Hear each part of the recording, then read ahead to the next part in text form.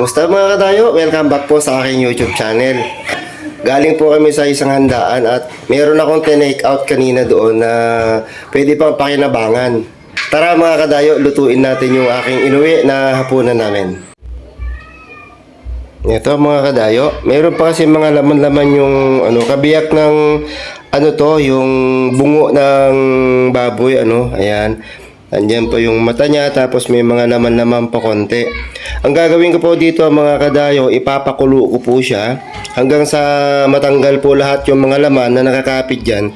Tapos lalagyan po natin ng noodles. Yun po ang ating hapunan ngayon.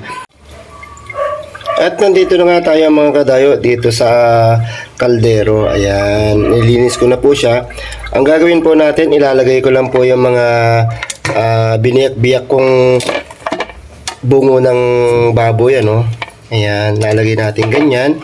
Kasali po itong kasi marami pa po siyang laman. Ayan. Lalagyan po natin ng tubig. Ayan. Papalambutin po natin to hanggang sa kumalas po yung mga laman.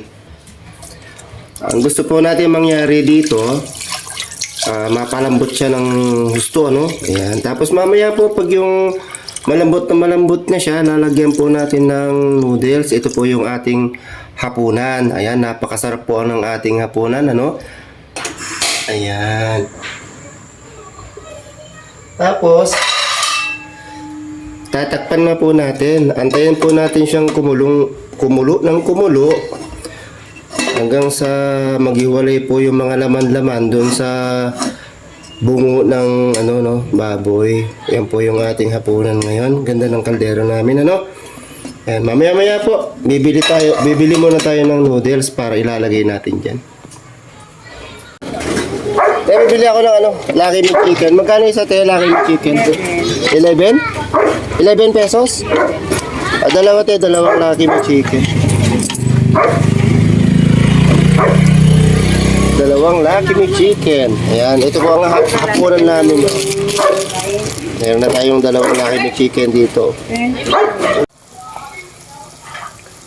Ito na nga po, at kumukulo na po yung ating dito, pinapakulo ang bungo ng baboy. Nandiyan po yung kanyang mata. Ayan, may mga laman-laman pa po, Ayan, sayang po Ayan, Ang gagawin po natin dito, pakukuluan lang po natin ng pakukuluan yan hanggang sa yung mga laman po ng ng ulo ng baboy ay maghiwa-hiwalay.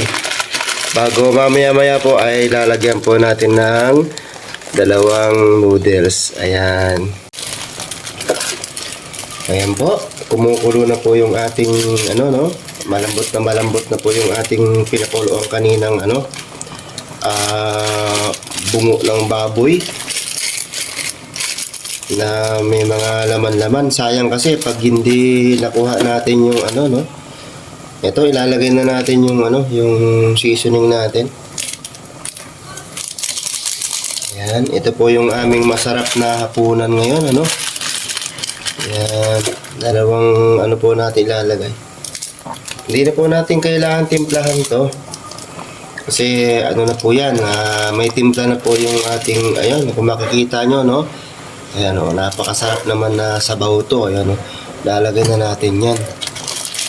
Ayan. Ayan dalawa.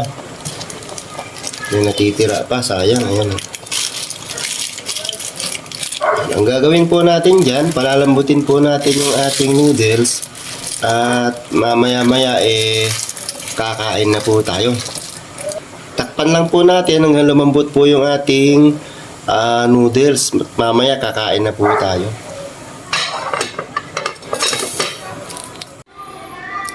At ito na nga mga kadayo kong minamahal, luto na po yung aming napakasarap na hapunan. Ayan.